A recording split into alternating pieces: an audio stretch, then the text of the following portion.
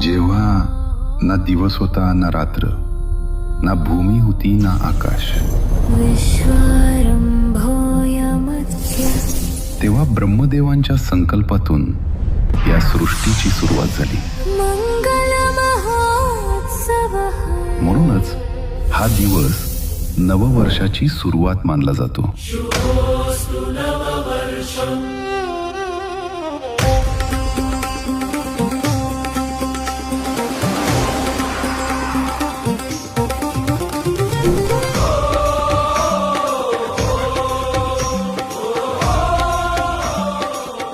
प्रभू श्रीरामांचे अयोध्येत पुनरागमन केवळ विजय नव्हता, तर सृष्टीच्या व्यवस्थेला पुन्हा संतुलित करणारा तो क्षण होता.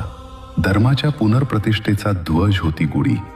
तीच गुढी उभारली गेली जेव्हा राजा शालिवाहनांनी असंभव विजय मिळवला. हा उत्सव पिकाबद्दलचा आभार आहे, कडुलिंब गुळातून जीवनाचा संदेश आहे आणि वसंतासह नव्या सुरुवातीचे निमंत्रण आहे. रूपे वेगळी आहेत पण भाव एकच. नवजीवन, धर्म, मंगलाचा सोहळा.